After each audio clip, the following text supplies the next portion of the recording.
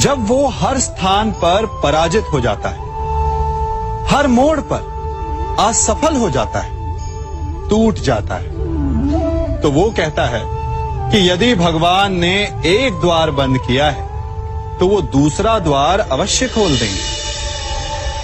आपके साथ भी ऐसा ही होता है ना? तो बताइए, यदि ये सत्य है तो ऐसा क्यों होता है कि कई लोग असफल होते हैं? कईयों को वो द्वार दिखाई ही नहीं देता। क्या भगवान आपके साथ छल कर रहे हैं? नहीं, भगवान आपके साथ छल नहीं करते। आपका मन है जो आपके साथ छल करता है। मन जिसमें मोह है। अब भगवान कहें या नियति, वो ना द्वार खोलती है ना द्वार बंद करती है, ऐसा हमारा मन समझता है। द्वार तो सदैव खुले होते हैं, परंतु असफल हो जाने के पश्चात मनुष्य उस बंद द्वार को देखता रहता है और इसी कारण वो अन्य द्वार को ना देख पाता है ना खोज पाता है। तो सफलता पाने का मूल मंत्र है मोह का त्याग, निरंतर परिश्रम। और फिर देखिए, आपको अपने जीवन में सारे मार्ग खुले हुए मिलेंगे। मनुष्य जीवन की परीक्षा में सफल होने के लिए क्या नहीं करता? वो परिश्रम करता है, दौड़ भाग करता है, और ये सब करने के पश्चात भी जब उसका काम नहीं बनता तो वो नकल करता है ना? तनिक लौटिए अपने बचपन में, स्मरण कीजिए अपने बचपन की स्मृतियों का। क्या स्मरण हुआ? विद्यालय में जब आप परीक्षा देने जाते थे तो क्या होता था? आप ना सहे, परंतु कोई ना कोई सफलता पाने के लिए नकल करता ही था और उत्तीर्ण भी हो जाता था, है ना? परंतु जीवन की परीक्षा ऐसी नहीं होती। नकल करने वाला सफल नहीं होता। कारण विद्यालय में सबके प्रश्न पत्र एक होते थे, परंतु जीवन के प्रश्न पत्र और उनकी कठिनाई सबके लिए भिन्न होती है। तो निश्चित रूप से उनके उत्तर भी भिन्न होंगे ना। इसलिए यदि आपको जीवन में सफलता पानी है तो नकल ना कीजिए। स्वयं के प्रश्नों का उत्तर स्वयं ढूंढिए और सफलता आपकी ही होगी। मनुष्य की लालसा बड़ी विचित्र होती है। सफलता पाने के लिए वो अंधी दौड़ में भाग लेता है। जीवन का लक्ष्य पाने के लिए वो जीना छोड़ देता है। स्वयं को और अपने समय को ऐसे व्यय करता है जैसे कि वो अमर है, कभी मरेगा ही नहीं। और जब मृत्यु की घड़ी समीप आती है तब उसे आभास होता है कि वो वास्तव में कभी जिया ही नहीं। रक्त श्वेत बहाकर, अपना स्वास्थ्य बिगाड़कर असीमित धन कमाते हैं और फिर उसी बिगड़े स्वास्थ्य के उपचार के लिए उसी धन को पानी की भांति बहाते हैं और अंत में खाली हाथ रह जाते हैं। है ना विचित्र बात? तो किया क्या जाए? इस समस्या का हल क्या है?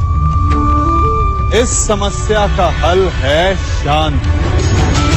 अपना मन शांत रखिए और अपने जीवन का हर क्षण ऐसे जियो जैसे कि आज आपका अंतिम दिन हो। अपने जीवन में इतनी शांति से ज्ञान अर्जित करो जैसे कि आप अमर हो। मरना तो एक ना एक दिन सभी को है, परंतु इस विधि से आपका जीवन सरल, संपन्न और सफल हो जाएगा। कल मुझे व्यापार में बहुत हानि हुई, कहीं भविष्य में फिर से हानि तो नहीं होगी? मनुष्य भी अपने जीवन में विभिन्न प्रकार के चिंतन करता है। जो बीत गया उसके विषय में रोता है और आने वाले कल अपने भविष्य से भयभीत रहता है। क्या आप भी कहीं इसी प्रकार के चिंतन में डूबे तो नहीं रहते? तनिक सोचिए, जो बीत गया उसे बदला नहीं जा सकता, अर्थात उसके विषय में शोक मनाकर कोई लाभ नहीं। और जो आने वाला भविष्य है, जिसके विषय में कोई नहीं जानता कि कल क्या होने वाला है, उसके विषय में भी चिंता करने से कोई लाभ नहीं। यदि आपको वास्तव में जीवन जीना है तो आज, अभी में जी। यदि आपका आज सवर गए तो आपके अतीत में जो हानि हुई उसकी पूर्ति हो जाएगी और आपका आने वाला भविष्य भी संवर जाएगा। जीवन में कौन सी चोट सबसे घातक और भूखे पेट की पीड़ा, या निर्धनता की मार, या प्रेम में आघात, या शत्रु का प्रहार? नहीं, सबसे अधिक घातक और पीड़ादायी होता है विश्वासघात। और विचित्र बात यह कि जितनी हानि, जितनी पीड़ा, उसको कहीं अधिक हानि। कारण भले एक बार के लिए विश्वासघाती को क्षमा कर भी दिया जाए, दोबारा भूल कर भी उस पर कोई मूर्ख भी विश्वास नहीं करेगा। विचारिए, विश्वास जीवन की आस होती है और एक विश्वासघाती न केवल दूसरों के जीवन में, स्वयं के जीवन में भी विष का वास कर लेता है। जीवन में हम सबसे अधिक किससे बचकर रहते हैं? किससे चिढ़ते हैं? सोचिए।